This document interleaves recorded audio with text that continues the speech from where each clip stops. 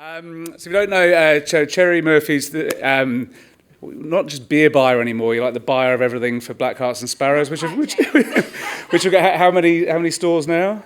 We're up to 13 stores now. 13 stores. So if you're wanting to be selling a fair bit of booze through some high quality venues, Cherry's, you want to go to Cherry, but also has got a lot of experience in the game, knows a lot about beer, so I'm not going to say any more because it is a tight session. We'll take some questions when a presentation's finished, but essentially, over to you, Cherry. Thank you so much. Thanks so much for having me here today. My name is Cherry, as James said. It's really lovely to be here today. Queensland is actually my hometown, so it's really lovely to get a chance to be here to speak. Today I'm going to be speaking about creating relationships with independent bottle shops, collaborations, and how to stay small in a larger industry. Before I get started, I'd like to acknowledge the Bundjalung Nation, whose land this event takes place on, and acknowledge their elders past, present, and emerging. So I was originally a customer of Blackhearts and Sparrows back in 2015. I really enjoyed the experience of Blackhearts and Sparrows. I was working as a chef and a pastry chef at the time. I am a big wine drinker and I often would go into their stores, and I loved the experience so much that when I kind of changed careers into doing a little bit of winemaking, I started working with them. Back then we had about 6 stores. It was quite a different business to what it is now. I took over beer buying in 2018, and last year I also, as James said, took over spirit buying. So it's been a real kind of evolution from just being a customer in store to kind of working for them in the stores, becoming their beer buyer, and now looking after spirits. For those of you that don't know Blackhearts and Sparrows, they're a Victorian-based brother and sister owned and operated independent bottle shop group.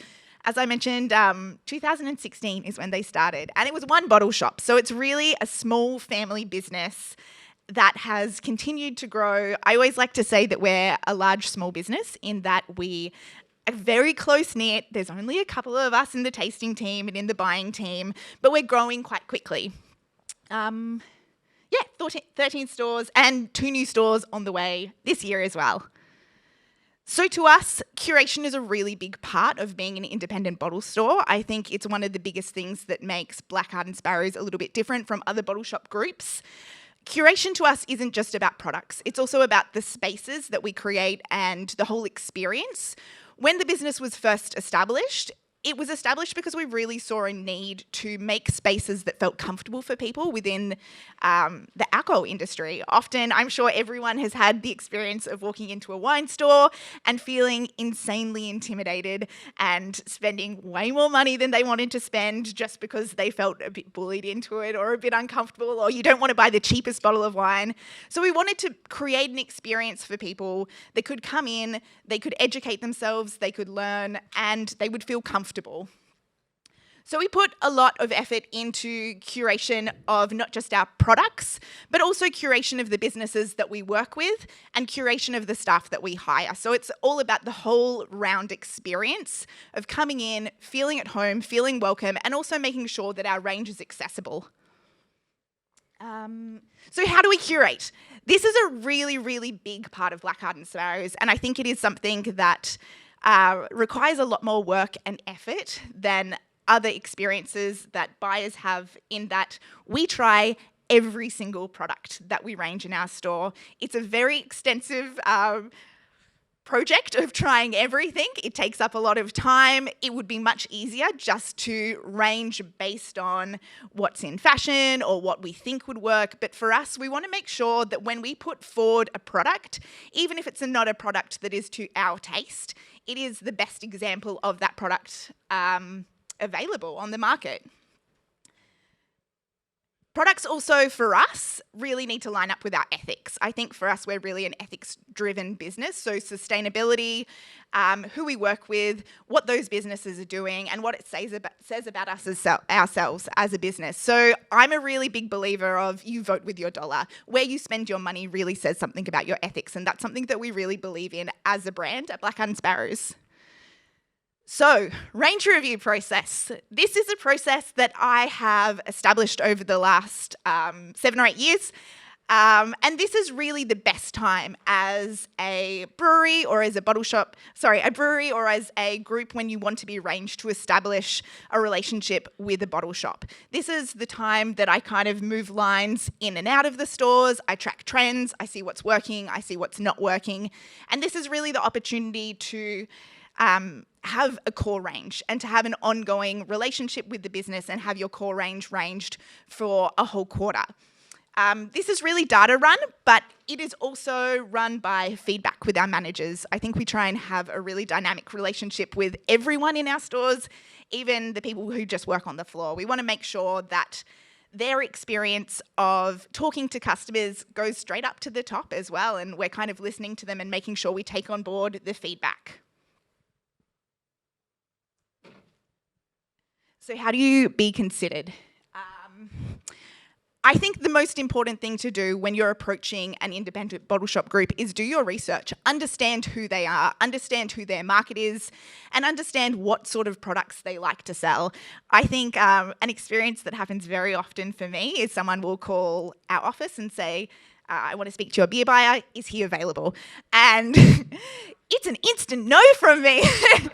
So a very small amount of research can go a really, really long way. Know who you're talking to. When you walk into a meeting, understand who they are.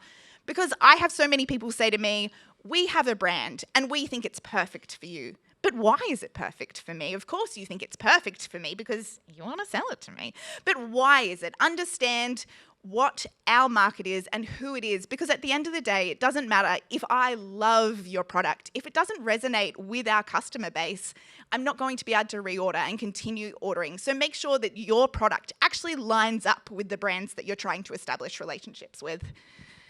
In saying that, I love hearing about new products. I still find it very exciting when I hear about a new brewery. It is still one of the best parts of the jobs is trying new things, and I try every single sample that I receive. So always send samples, always reach out, get in contact, because we put time and energy into everything that we try. Even if it's saying this isn't the right product for us, we've still spent the time to make sure that we've tried it and we understand what it is.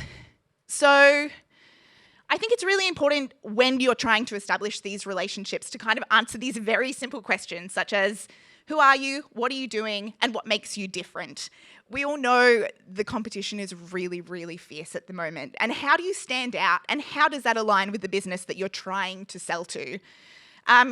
Include all the information. I know this sounds very, very simple, but sometimes this comes down to the difference between me buying a product and purchasing a different product. Because if the size of your can, the price, your discount structure, and your delivery information is across 3 different emails, sometimes I will be so time poor that I will buy the product that has all that information in the one email. Put it all together, be prepared, have all the information in one place so we're not fighting to buy a product that we actually do want to buy. I think the lower the barrier is for us to purchase your product, the easier it is and the more likely we're going to range it.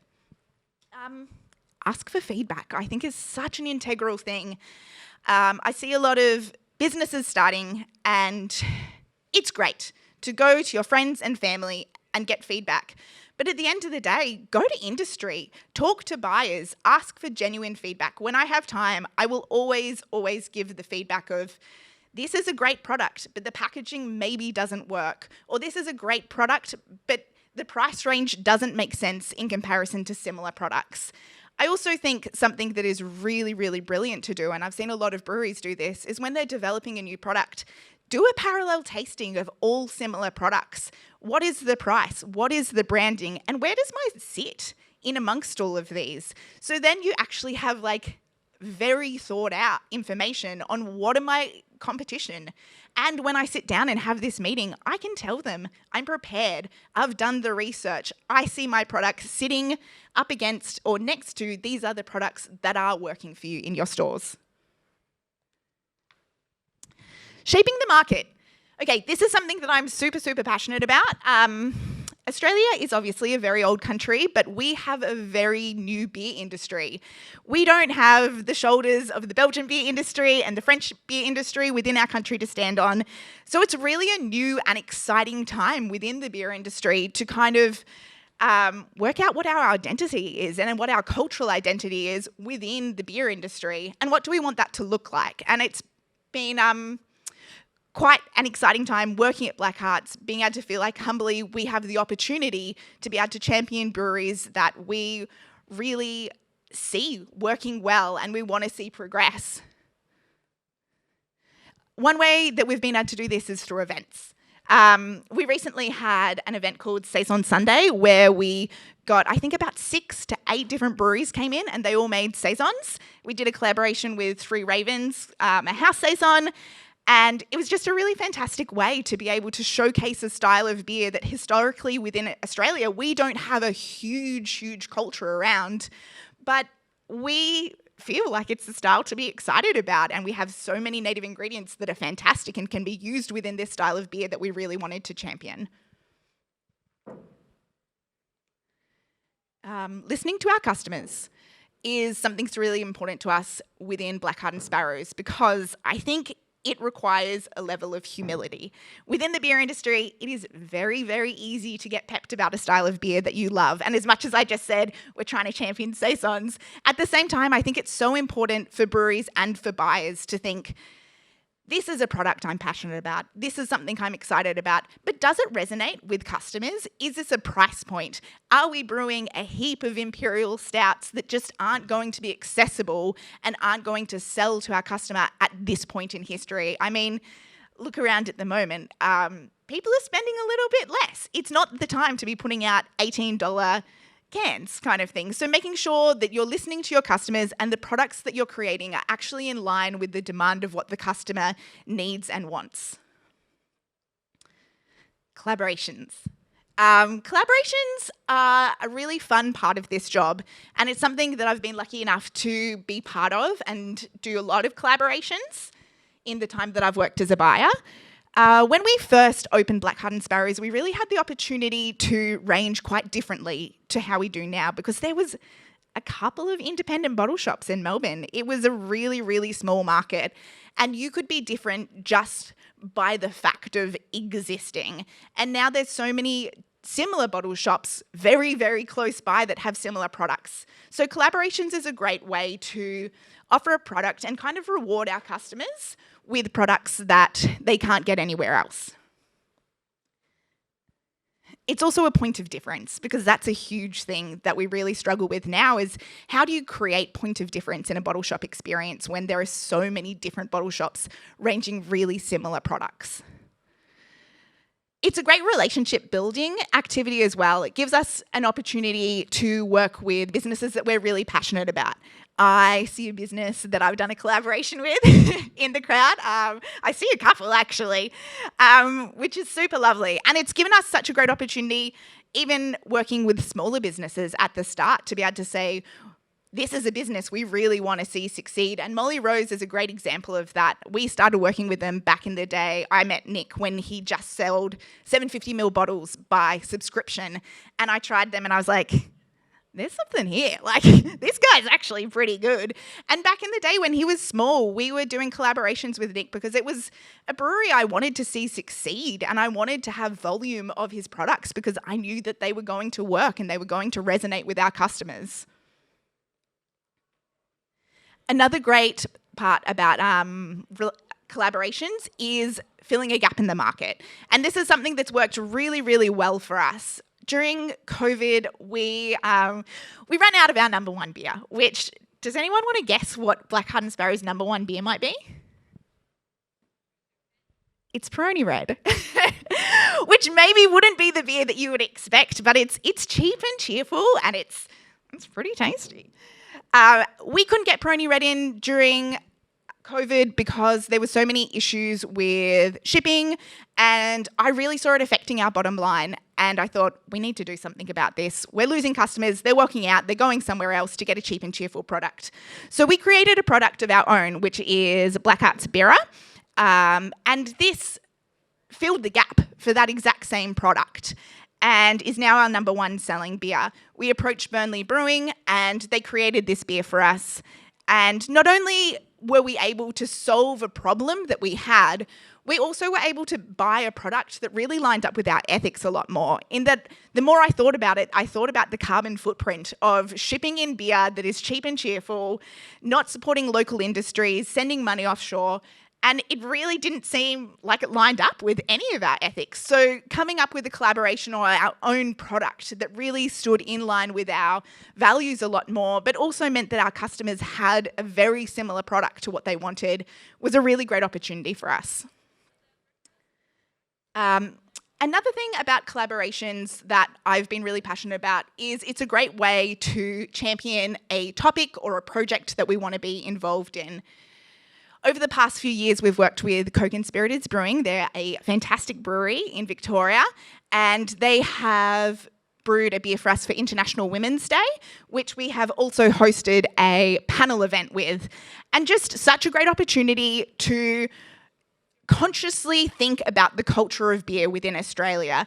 And we had a lot of women from the beer industry come together and just share information about what are you struggling with, what is working for you in the beer industry, what are you coming up against, and what are the solutions? Just a very, very practical sharing of information and what we wanted to do and how we wanted to see things change. So doing a collaboration was a great way to be able to do that. And we used a portion of the money that we earned from that to put towards a scholarship for Pink Boots members to do some Cicerone training. Another great collaboration event that we have done has been with Mabu Mabu. For those of you who don't know, Nornie is a Torres Strait Islander woman. She owns a restaurant, a supermarket line of food using Indigenous ingredients, and I believe now she is a spokesperson for an airline. Like she's killing it. She's doing very, very well. She's a very wonderful powerhouse of a woman, and she approached us along with Stomping Ground, and she wanted to do a beer using native ingredients and have an event to go with that. And it was just another really fantastic way that we could do something that really excited us and changed the way that we were seeing our beer culture going and talking to customers that maybe we hadn't been talking to as well. With the event for that, it was the first time, again, that I had looked around a room and it felt different to me. I have gone to beer events for a really, really long time and felt the experience of the female toilet line being the fastest toilet line that you can get into.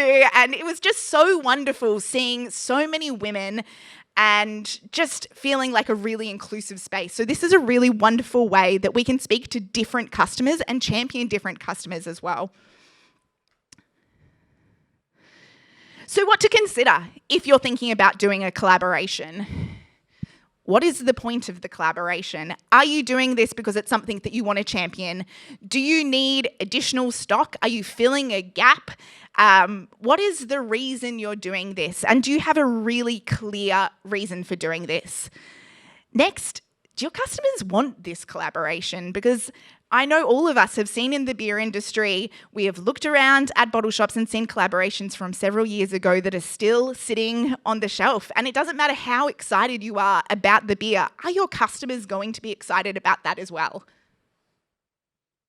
Is there a price incentive? I've said a lot of feel-good things, but at the end of the day, we're all here to do a bit of business as well. Can I make money off this collaboration? Is it financially viable for everyone involved? Also, shelf life. Really important thing. Is this a style that if I'm stuck with this stock for longer than 3 months, does it make sense for this style? Please don't offer me 3 or 5 pallets of an IPA. I'm not going to be able to move them. So is this a style that I actually can sell in the time that it will taste best? What to avoid with collaborations? Offering them on a first meeting. I want to gather data about your business. I want to sell your beer for several years and see if it resonates with my customers, see if people are actually buying this. I always say it's a bit like proposing marriage on a first date when someone sits down to me and says, we'd love to brew a collaboration. And I'm like, whoa, I don't even know you yet. So don't offer it at a first meeting. Get to know them. See if it works for the business. See if it makes sense for the business and if it makes sense for the customers. again, pitching a product that isn't relevant to the customers. Is this going to resonate? Is it just a fun, cool thing that everyone thinks will be enjoyable? Or do the customers actually want to buy this product? Because at the end of the day, that's what we need to happen. And then on top of that, slapping a logo on a can that has nothing to do with either businesses. I think our customers are savvy. They want an authentic experience. They want to know why. Why have you done this? Is this something that we can actually be involved in, and do we care about? So really pitching a product that makes sense to both businesses, I think, is a really important thing. That concludes everything that I have to say about ranging at independent bottle shops and collaborations.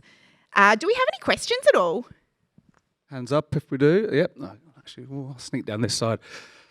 Didn't have to bring up Marbu. I had to give up my tickets because my family were ill. Now you're raving about how good it was. Yeah, we're a small brewery in Melbourne, but most of our beers go out in kegs, particularly the small kegs. Is that something that you've looked at doing, or you actually do? Unfortunately, it's not. We just work in the retail space, so we just have bottle shops. In the past, back when growlers were popular, that was the space we worked in. But unfortunately, no, we really just work in the space of cans and packed product. Hi, Jerry.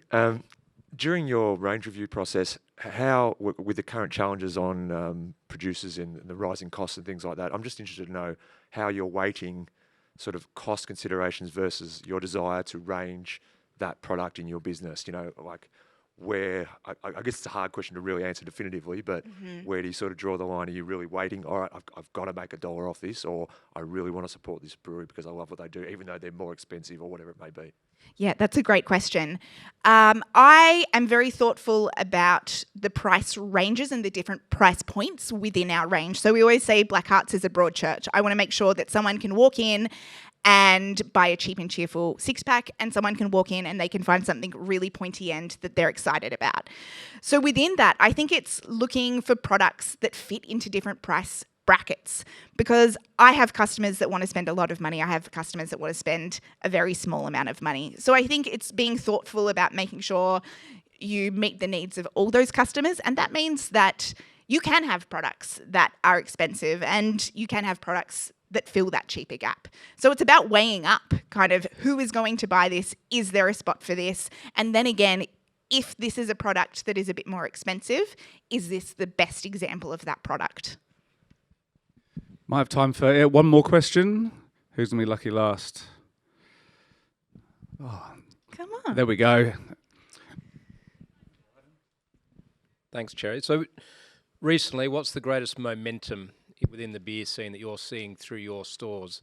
Whether it's a shift from ale into lager, or what are you seeing in the data that is the next thing that really this room isn't servicing for you? Yeah, interesting question. I mean, it's tricky because I think a lot of the people in this room are in the industry and they're seeing the changes as well around similar times. I think we've all seen a really big shift towards lager.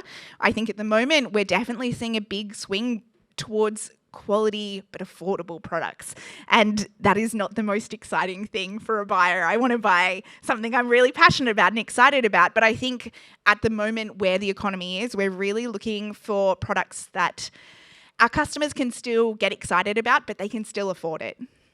And then again, on top of that, I think the change is the way that beer is being marketed to more of a diverse customer as well. And I think it is good business to be selling to everyone. And I think we're seeing breweries who are doing that and doing that well are really, really succeeding, and breweries who are just working and selling towards the same customer and not diversifying, they're the ones that are really struggling. And it's such a tricky balance in doing that because you have to stay authentic to your brand, but also not be stubborn and miss out on marketing to the customer that would love your beer, but you're overlooking.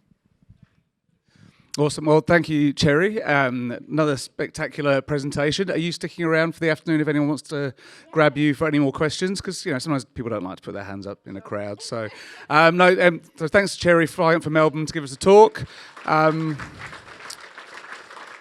don't see you again in here over the rest of the day, enjoy the expo, the beers, everything.